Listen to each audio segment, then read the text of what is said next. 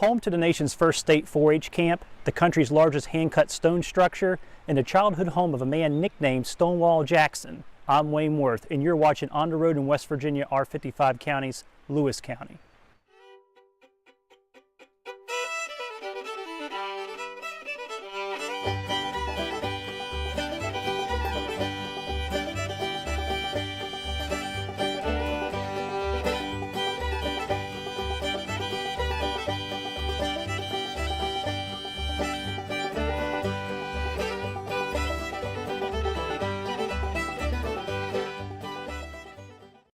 Before all the glit and glamour of the historical landmarks that we know and hear about today, recorded history started here on Hackers Creek in the 1760s, who was named after the county's first white settler, John Hacker. He was also accompanied a few years later in 1771 by his new neighbor, Jesse Hughes.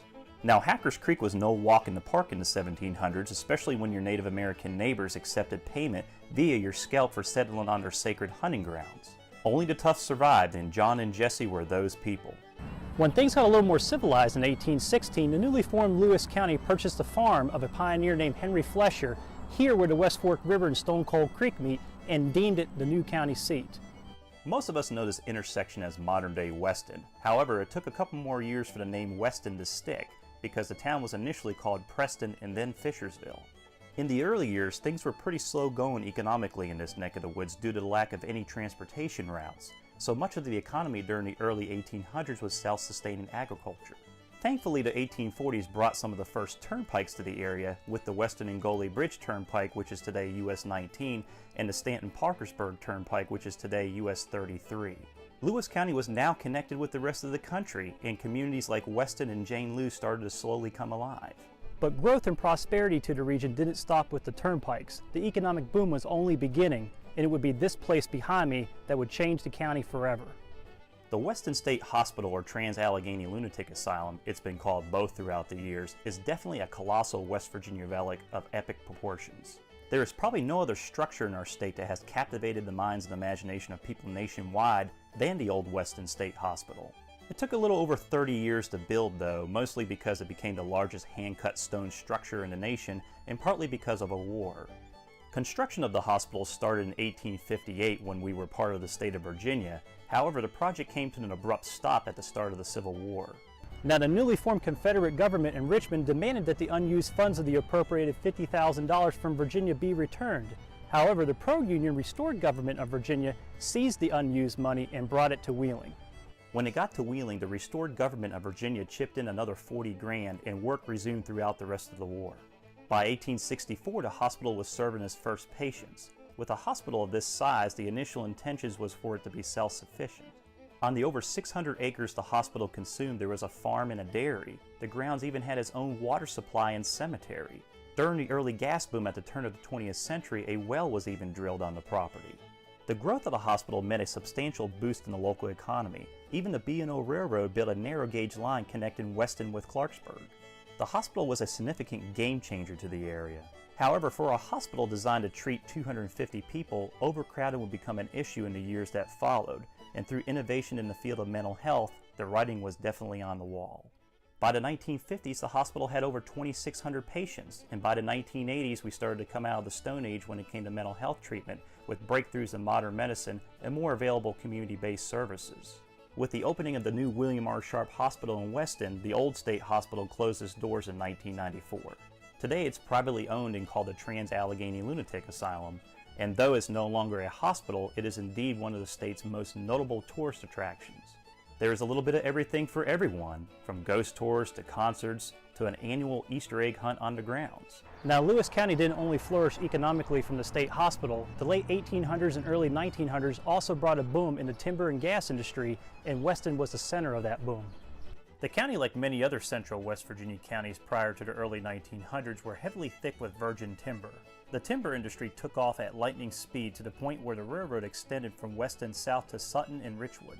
However, the early 1900s also brought the first gas boom to Lewis County, which in turn created a huge market for glass manufacturing. It's even been said that in the late 1920s there was more hand-blown stem glass in Weston than anywhere else in the world. By the 1980s, the glass industry had fizzled out significantly. However, its history, legacy, and its craft, on a small scale of course, still thrives in the town today. Now, one can't tell the story of Lewis County without mentioning Jackson's Mill. Jackson's Mill, as most everyone in West Virginia is aware of, is the site of our state's 4-H camp. However, did you know that it was also the site of our nation's first ever state 4-H camp? And also, did you know this was Thomas Stonewall Jackson's childhood stomping grounds? If you don't know this, let's back up a little. The property was initially settled by his grandfather Edward around 1800. Now, Stonewall Jackson was born in Clarksburg, West Virginia in 1824. Tragically, his father died 2 years after his birth and his mother died when he was around 7. Stonewall and his sister were brought to Jackson's Mill to live with their Uncle Cummings. At the age of 18, Stonewall left Jackson's Mill and started his military career at West Point, New York in 1842. The rest is history, as Stonewall Jackson, after Virginia seceded from the Union, became a very celebrated Confederate general who was accidentally shot by one of his troops in an ambush and died shortly after of pneumonia due to complications of a left arm amputation. As for Jackson's Mill, it was passed down through the Jackson family until 1876 when it was sold outside of the family. However, in 1915, Monongalia Power Company, or Mon Power as we know them today, purchased the property and would hold on to it until 1921 when they donated it to the state of West Virginia to be used as a state 4-H camp, our nation's very first state 4-H camp. Since 1921, the state 4-H camp at Jackson's Mill has developed quite extensively, with the building of a Mount Vernon-style dining hall, an assembly hall, and 14 cabins, just to name a few. It's indeed a treasure that has shaped the lives of many of our West Virginia youth for decades. Oh, we surely can't forget about Interstate 79 in Corridor H. If there is one thing that has sustained and helped expand growth and prosperity in Lewis County, it was definitely the building of Interstate 79 in the 1970s and Corridor H in the 1990s. I sometimes even wonder if there would have been a Stonewall Jackson Resort, which opened in 2002, without an Interstate 79. Jane Lewis has been a town that throughout its history has thrived from a strong agricultural base, in northern Lewis County even has its own interstate exit. Weston, Buchanan, and even Elkins are close neighbors with the completion of this 34-mile stretch of Corridor H. From turnpikes made of dirt to 4 lanes made of concrete and all the unique treasures in between, I'm Wayne Worth, and until next time, always remember, what we value and hold important in our lives today came from events that happened yesterday, and it's when we begin to understand the events of yesterday that we fully embrace today, which makes tomorrow become less of a mystery.